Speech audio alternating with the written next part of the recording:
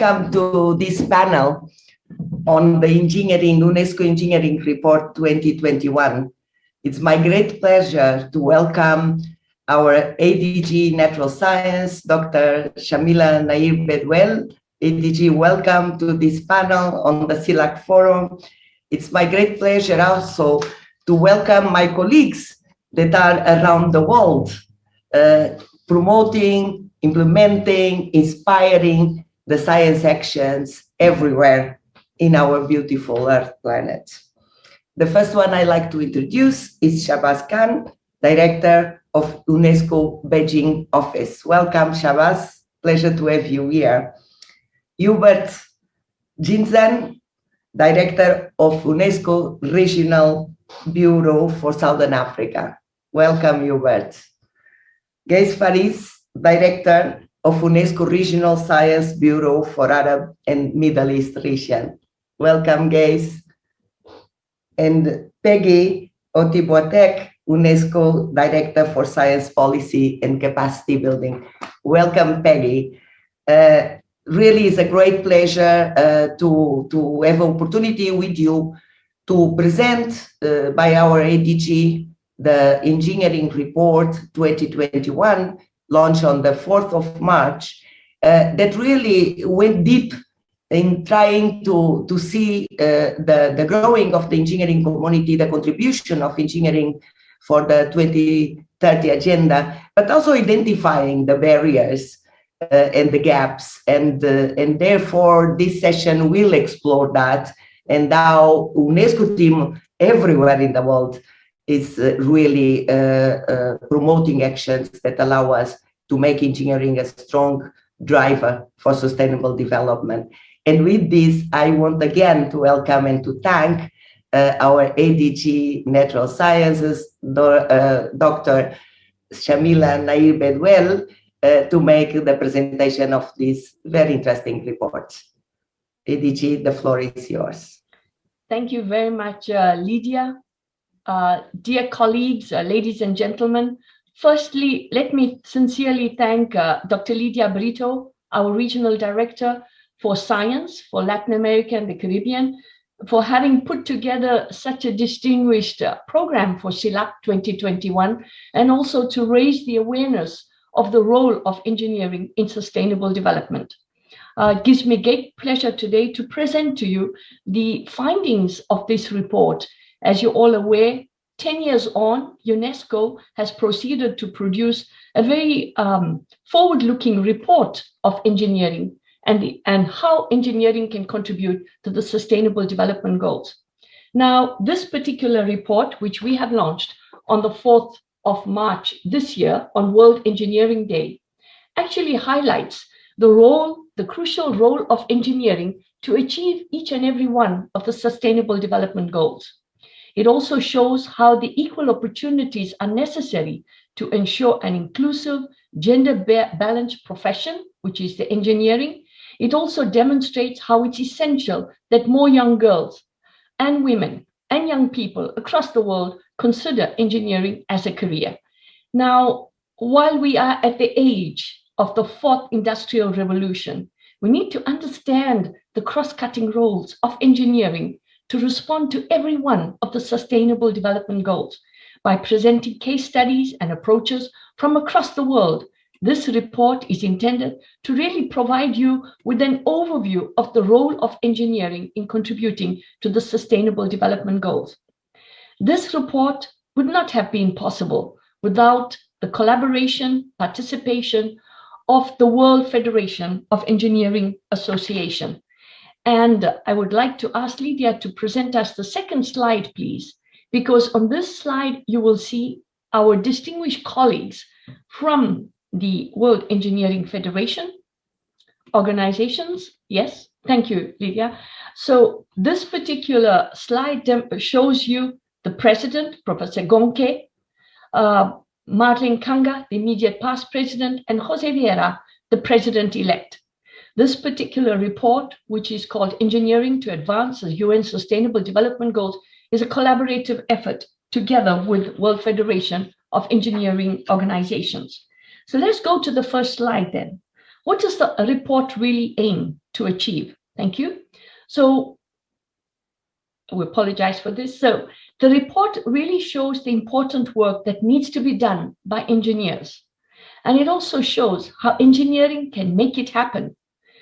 And it demonstrates that we need to build the capacity for more engineers, especially women, with the right skills to advance sustainable development.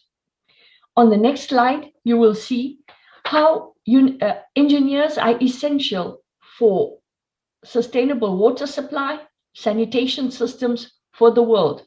Dear colleagues, more than ever, we have seen during this pandemic that we need access to basic water and sanitation facilities in order to stop the pandemic. The simple gesture of hand washing was really not a reality for many people across the world.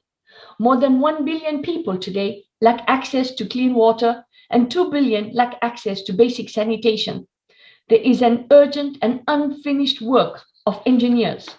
Civil and environmental engineers have saved billions of lives across the world through clean water and sewage systems and eradicated waterborne diseases in all countries. Electrical and mechanical engineers ensure reliable operations of all water systems 24/7, and engineers are developing low-cost, low-energy solutions such as smart sensors in order to assess the groundwater systems. Now, all of these demonstrate that we really need to understand the role for engineers in water and access to water. We also have a role for engineers in conventional energy generation, and we have seen how engineers are developing low-cost solutions from renewable sources. Nearly 1 billion people, colleagues, still lack access to a reliable source of electricity, so there is still more unfinished business for all engineers. 20% of the world now has access to solar power. Could we increase this? How could we work collaboratively together to ensure that there is the relevant critical mass of telecommunication engineers, because they are essential to transforming access to energy? And then how can we also ensure clean renewable energy is supporting agriculture, better health through the access to refrigeration, air conditioning systems, food, medicine, and also the simple power for households for lighting. Next slide, please. Thank you. We have also noticed that engineers drive economic growth and they contribute to alleviating poverty. There's a positive relationship between the economic growth and the number of engineers in any country. Engineers design, they develop, they maintain basic infrastructure, such as we've seen water supply, electricity systems, roads, bridges, railways, IT, communications. All this underpin the modern economy, or what we call a knowledge-based economy. So how many developing countries lack basic services today? And traditional approaches are expensive. So what are new approaches do we need? Engineers are innovating for low-cost technologies to ensure that no one is left behind, to ensure that we alleviate poverty through many different means and access to basic services. Now, the next slide will show you how engineers have also transformed the food production through mechanized agriculture, fertilizers, and pesticides. We have seen a number of advances in the agricultural sector, use of robotics for application of pesticides, fertilizers, but also electronics and software engineers who are working through production of automated sensors for monitoring soil, moisture of soil, which is so essential today. Engineers are also developing weather monitoring, forecasting, and warning on natural disasters and disaster preventions, informing farmers on harvest potential or on upcoming risks. But we also need software engineers, because artificial intelligence is playing as an important role to achieve food security for all. In the next slide, please. Thank you. But we also need engineers. We need women engineers. We need women to benefit from new technologies, to participate in the technology revolution, to ensure that no one is left behind. Dear colleagues, today we need more engineers, especially women engineers. Engineers have developed technologies with an enormous transformative potential in a digitally connected future workforce, and women cannot be left behind from this digital workforce. Women engineers are needed to contribute, as the diversity of thought is vital for innovation and the development of solutions that reflect community standards, community values, community aspirations for sustainable development of the all of society. So new technologies empowering women, mobile communications, the internet, as well as access to banking has really encouraged entrepreneurship and improved outcomes for healthcare, education, and childcare. In this next slide, you will see really an appeal, and this is how to strengthen engineering innovations to accelerate the delivery of the SDGs. UNESCO greatly believes that much more needs to be done by engineers to provide solutions to the world's most pressing problems, such as climate change, biodiversity decline, which we all experience and are facing today, water and sanitation for all, and also reducing greenhouse gas emissions and sustainable energy sources. At UNESCO, we are calling for an interdisciplinary, intersectoral, international collaboration, and we are calling for more investment to strengthen the capacity of engineering innovations across the world, especially in developing countries. Now, I would like to go on a very important subject which touches on the heart of UNESCO's work today, which is the engineering education for the future. In this report, we have looked at new approaches to learning, switching from teacher-centric focus to one that is more student-centric and problem-based. After all, engineers provide solutions to societal problems.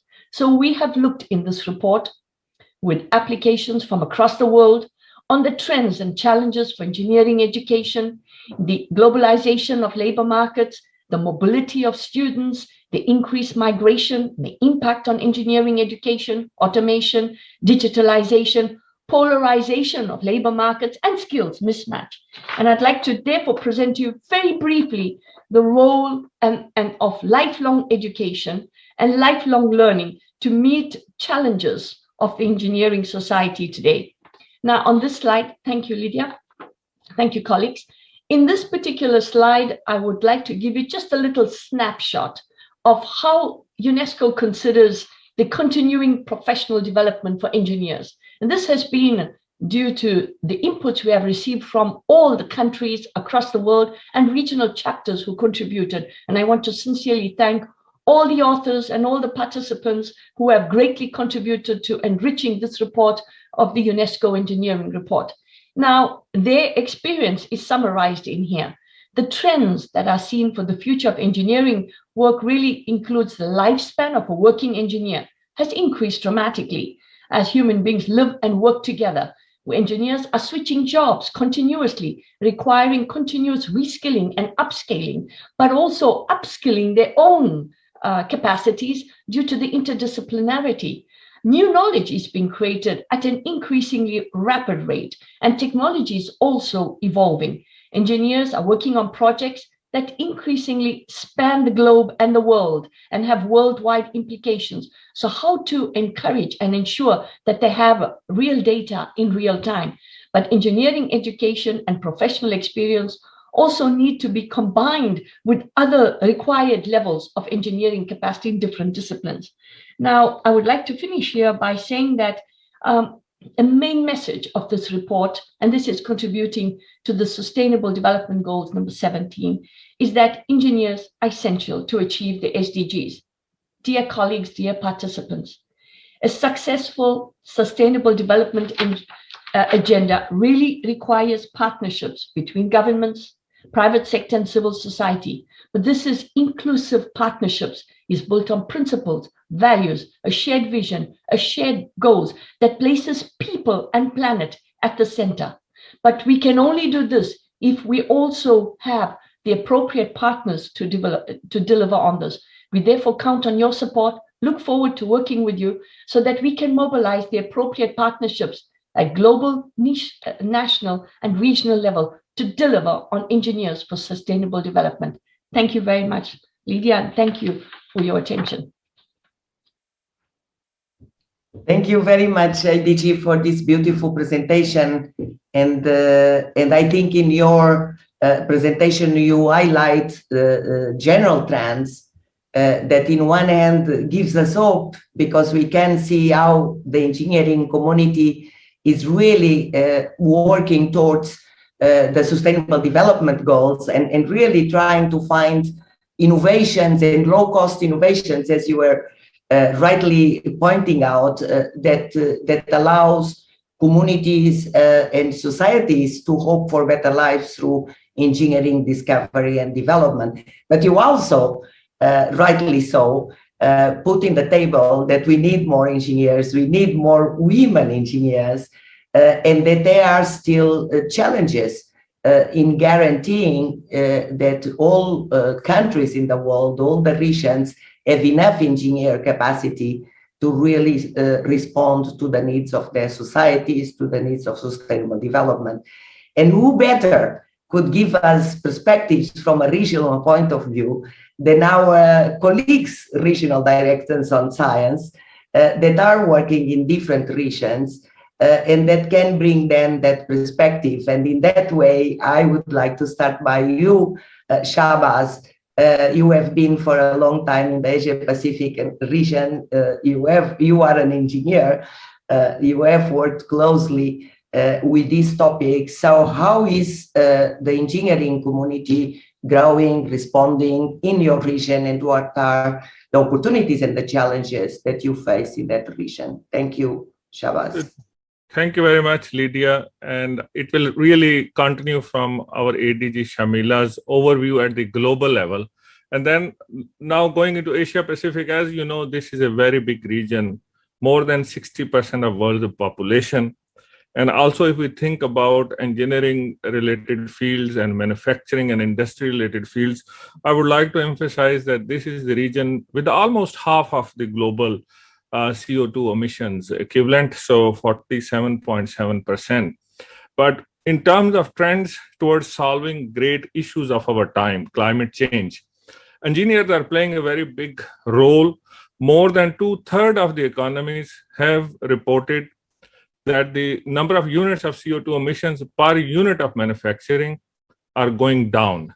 And countries like China, where I am now, are playing a very, very big role in that. So that's a very important first trend from this region. So engineering is very important.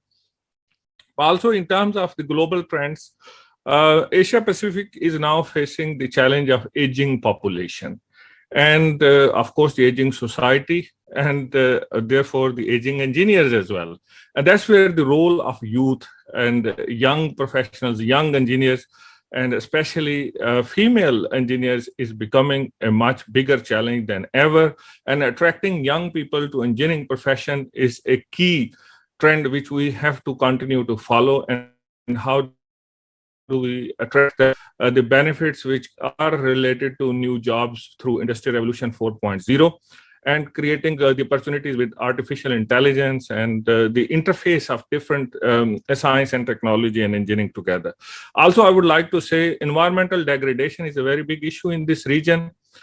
We have very big countries such as China, and very small countries, of course, in the SIDS, small islands and developing states, like in the small islands, like, for example, Timor-Leste, with the smaller population. So capacity of engineering is a very big challenge, dear colleagues. And dealing with climate change and natural hazards is another very big area for engineers. If I can very quickly mention, if you look into top 10 nations facing climate change and natural disasters, 9 of them are in Asia Pacific. And that's where engineering solutions and finding transdisciplinary approaches to managing disasters is a very important part of the work. Let me also very quickly go to employment, and that's also a follow-up from where Shamila has left. If we broadly think about the role of engineering into different sectors of our economy, so like agriculture and services, agriculture is on the decline. Agriculture engineering may be less needed, but certainly a lot more which is needed in industry. And with Industrial Revolution, and even in different disciplines within engineering have to work together. And then in services, it's also completely on the rise. So there is a lot more need for engineers and those engineers which can bring multidisciplinary approaches. Very, very quickly, also I would like to highlight that the investment in R&D, this is a very important topic for UNESCO. And in many countries, the research and development investment is not at the level where it is needed. While we have really very great nations like Japan, like China, like Korea, but there are nations which are struggling with investments. Also, I would like to add a couple of more trends. One other trend is this issue of mobility of engineers. And I really appreciate, dear Dr. Lydia, for you to organize this. How do we make sure the engineering qualifications are recognized across regions so engineers can become mobile? And that's where we have started initiatives in this region with the Federation of Engineering Institutions in Asia Pacific through South-South Cooperation Funds with Malaysia, and through that we have a system of Pakistan. But it is not only within Asia Pacific region. We need inter-regional cooperation, and this is a key message I would like to also bring to this forum, that in Asia Pacific now, recently we have Africa and Asia, where we take the benefits of the standardization of the qualifications to Africa. A couple of very quick final points to add. There are many big initiatives which are going on, which need big infrastructure. Of course, all 17 Sustainable Development Goals need a lot of engineering. If any of these goals have to succeed, we need very good professionals and their mobilities and making sure both genders are represented. Belt and Road Initiative is a very big initiative of the Chinese government, worth hundreds of billions of dollars in many of the countries. And for such an initiative to be successful, we need very high quality. For that, we need continuous professional development, and we need to make sure their qualifications are same as engineers from anywhere in the world. Also, this issue of the cooperation among engineering professional organizations is critical. There are many countries who have very few professional engineers which are fully accredited, and whether there is a fellowship, whether there is a chartered. So the career pathways for engineers which can take them from a basic engineering are not identical or not the same. So with that, I would say from Asia Pacific region, there are great examples where we have such kind of curricula, continuous professional development courses for the training of the engineering associations, for them to aim for accords such as Washington Accord, but on the way we help them to reach basic minimum standards. And then also South-South cooperation between countries within the region and inter-regional, and the Industrial Revolution 4.0, the role of technologies like artificial intelligence and the new jobs which are needed, and the role of engineers while we have an aging population. How do we continue to attract more engineers? So I also look forward to hearing from our colleagues from other regions. This is a very brief summary, and it's also in the report as well. Thank you. Thank you. Thank you very much, Shabazz. And I think you brought two very important points that complement the presentation of the report. One is the role of youth and young women. And the other, that is why we are here in the Forum CELAC, it's how do we promote regional and inter-regional cooperation so that we can indeed learn from the best practices everywhere in the world, and also get inspired and have capacity to really do the same in our regions, you know, in our countries. So thank you for bringing this, and that is, I think, fits well with Hubert Zitz, and also an engineer. I have to tell you that most of us here are engineers, and so it means also that UNESCO has quite a few engineers in their staff. So Hubert, the floor is yours. Ya, muchas gracias, Lidia. Yo creo que van a tener traducción simultánea, entonces yo puedo continuar en inglés. A good day, colleagues and friends. Greetings from the UNESCO Regional Office in Southern Africa. As we all know, the advances in engineering have been central to human progress ever since the invention of the wheel. But I would ask, what about Africa? Let me point at a strange contradiction here. Africa is really the most resource-wealthy continent on this planet, and yet it accounts for 70% of the global poor. It faces huge challenges in terms of infrastructure development and access to basic services. So much of the data on people without water and sanitation and power and energy that Shamila presented, they are here in this continent. And so I firmly believe that by being strategic, by using the wealth of resources in Africa wisely to transform Africa, this region has enormous potential to lead global growth by 2030. Now, to achieve that, this continent needs a bold strategy. And science and engineering needs to be at the core of this strategy. I further believe that this bold strategy needs to build on 4 simple principles. And let me share them very briefly with you. The first principle: avoid making mistakes of the past. In other words, don't simply copy the unsustainable carbon-based economic model of developed nations. While the world is moving into the 4th industrial revolution, much of Africa still needs to reap full benefits from even the 2nd and the 3rd industrial revolution. And this calls for a strategy to leapfrog the continent via a green transition and by generating benefits from merging the implementation of the 2nd, the 3rd, and the 4th industrial revolution simultaneously. So we don't need to go step by step by step and struggle and make mistakes. So this is one point, and as such, Africa could save significantly on time, on resources, by avoiding immensely expensive mistakes that we made in other regions in developing previous industrial revolutions in their continents. Just to illustrate this with an example, take the energy sector. Yes, Africa lags behind in energy access. Just one figure: in sub-Saharan Africa, more than 50% of the schools don't have access to energy. And imagine what that meant when the world went digital and teaching became distant learning under the COVID pandemic. Not in Africa. We had to revert to radio and other means to reach out to the learners.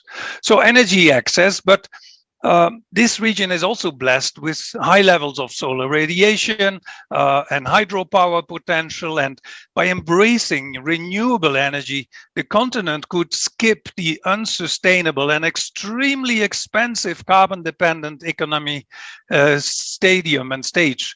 And this has to be addressed now in the developed world, and they need to urgently tackle this. But I ask, at what cost is that going to happen?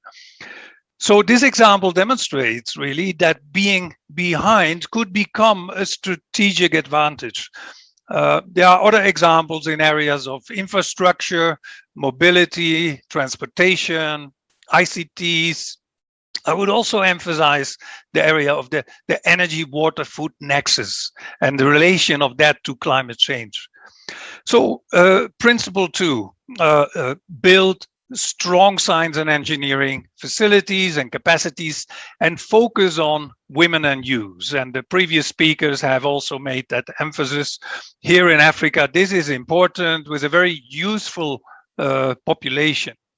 So the transition in Africa towards new, vibrant, green economies requires a boost of science and engineering capacities. And this is, of course, a key function of the higher and tertiary education sector. But how are they assuming this function today here in Africa? And I believe there are three key aspects that must be central to the debate on transforming the higher and tertiary education sector. And that is relevance, quantity, so the numbers of learners, and most of all, quality. Relevance, a few words about relevance. This is about employability of graduates. It is about relevance of knowledge, skills, and competencies to drive the SDGs and to drive this transition to its green economies. Also, the strategy needs to strongly focus on women and on youth. Here in Africa, only 30% of researchers, for instance, are women, and that represents, therefore, a hugely untapped resource.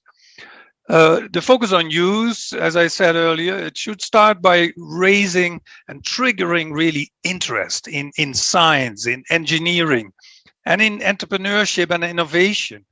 So what we should try and do is to create really a culture of innovation and entrepreneurship that is driven by science, technology, and engineering. So this calls for targeted attention also, and let's not forget the important level of TVET, technical and vocational education and training, in particular to develop green skills and also for stronger STEM approaches, especially in basic education. But it also calls for quality higher education as envisaged in the Addis Convention. And that brings me to the third principle, which is to mobilize the power of connectivity and cooperation. The challenges faced here in Africa are immensely complex. And that means when things are complex, we need collaboration. We need sharing of knowledge and information. We need open science, open engineering, and open education approaches.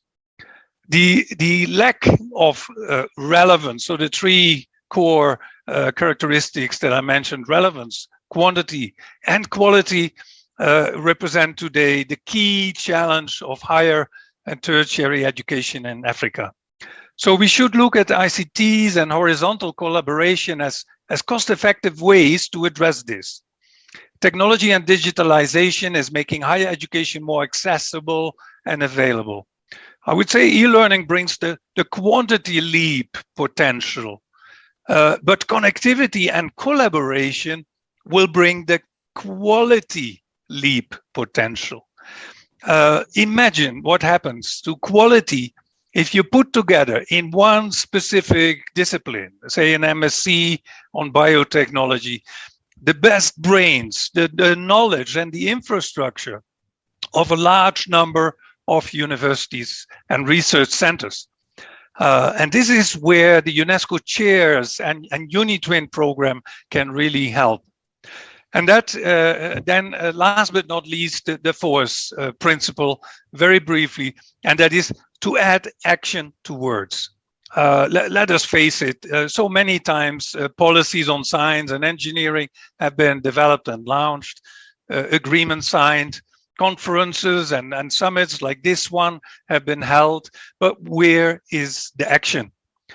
What happened, for instance, to the commitment in 2007 of the African Union member states to spend at least 1% of GDP on research and development? We need the translation of all of this into action.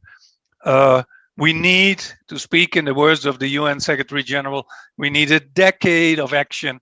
We need a decade of action for Africa's transformation.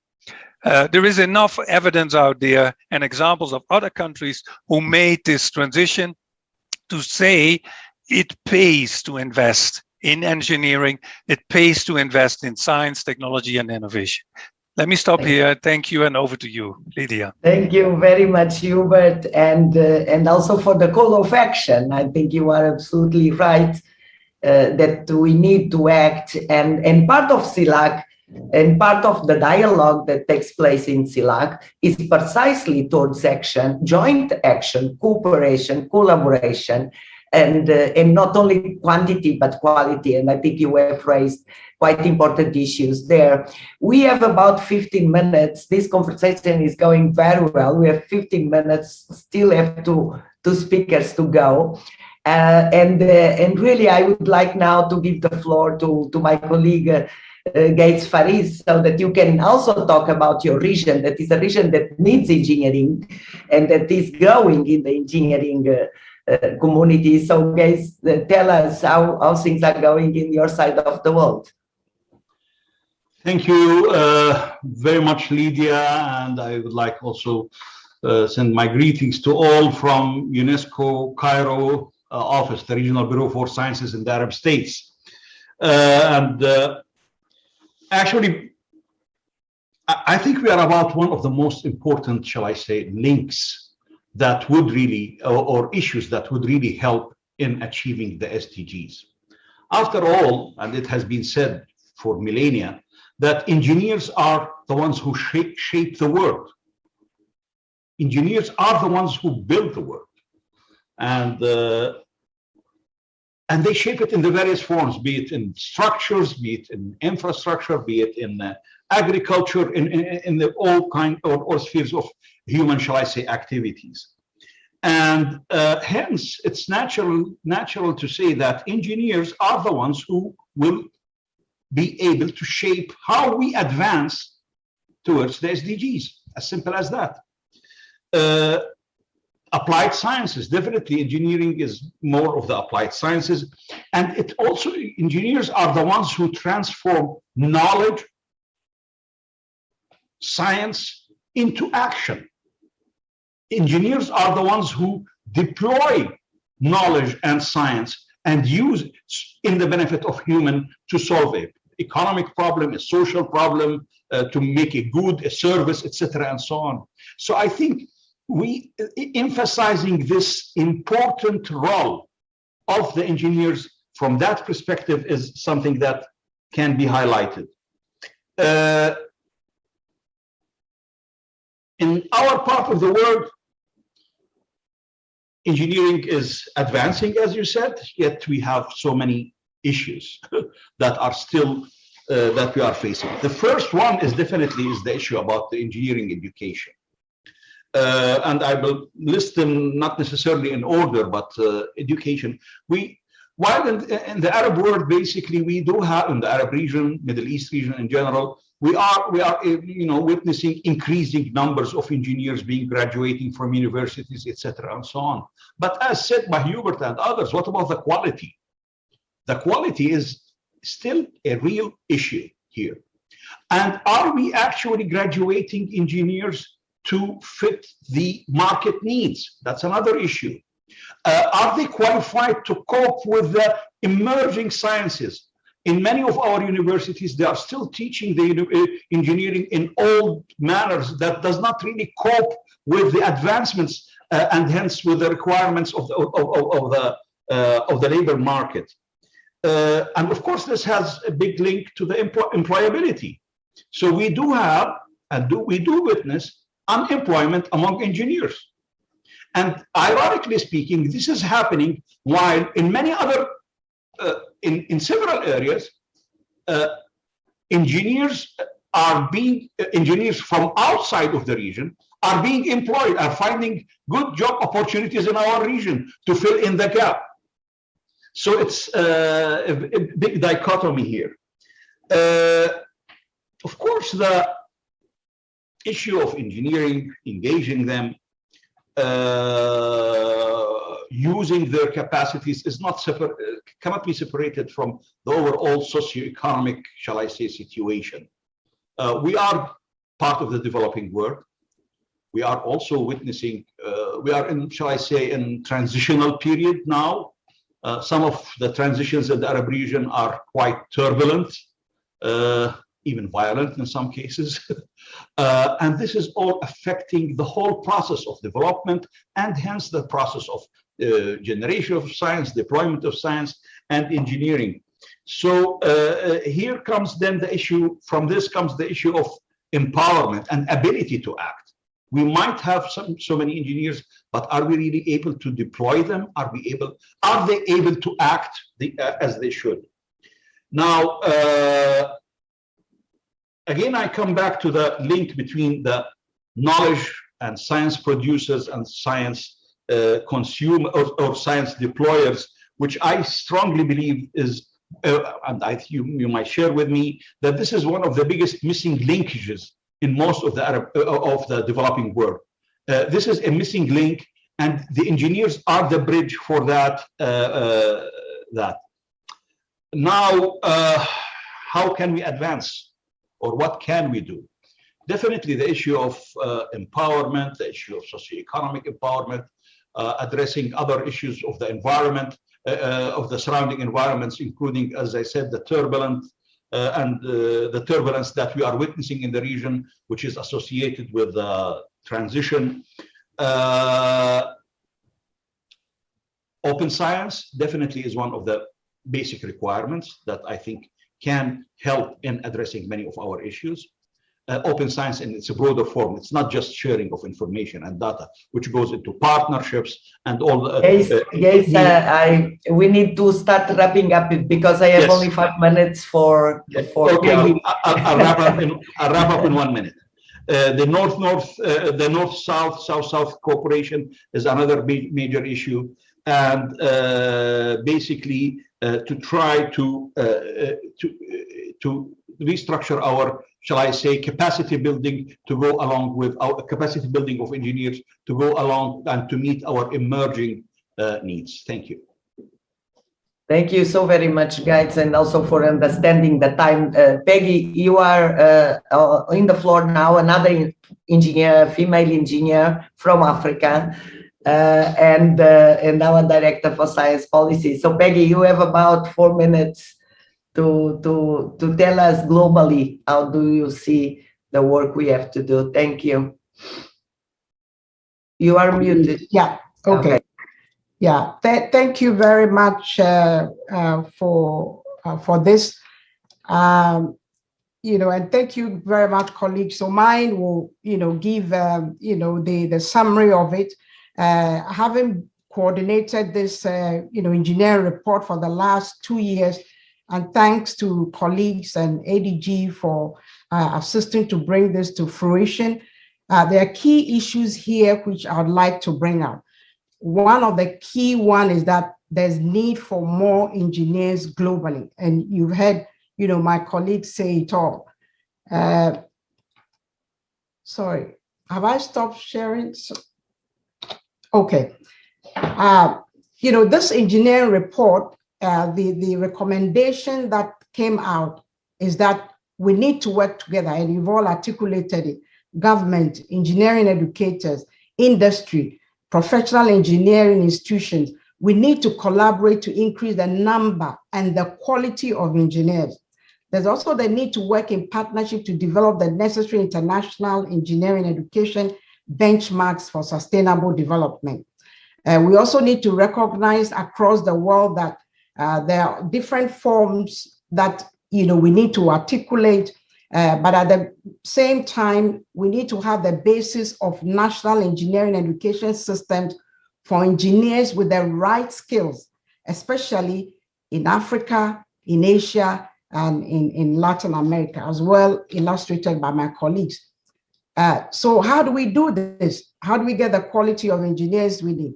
From the Global Engineering Capability Review, which came out in February 2020, there was a ranking of engineering capacity. But interestingly enough, one of the key issues that we face with the engineering report is also with numbers. We have very little information on numbers of engineers, whether in Africa, Asia, but globally, there's very little data, and this is the next step. So hopefully the next engineering report, we're going to have, we're going to build it on, data. Engineers need data, and we need evidence-based data so that we can make the case to policymakers. Secondly, we also need to improve the quality, but not quantity. Yes, there may be many engineers, as indicated by my colleagues, but are they the right skilled for the fourth industrial revolution? Do they need to be retrained? So that we really need to institutionalize on-the-job learning, so there will be more practical work, industrial replacement for not only young people, but even for academics.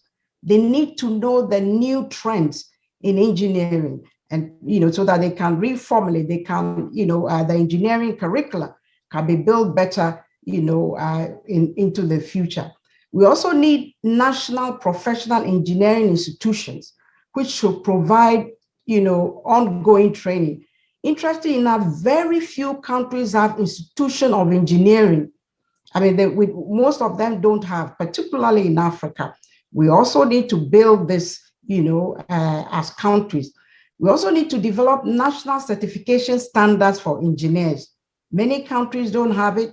We could have engineers, but there's no, certification. But apart from that, we also need to have, international certification. And this is where UNESCO is working with WFEO to come out with international standard certification for engineers.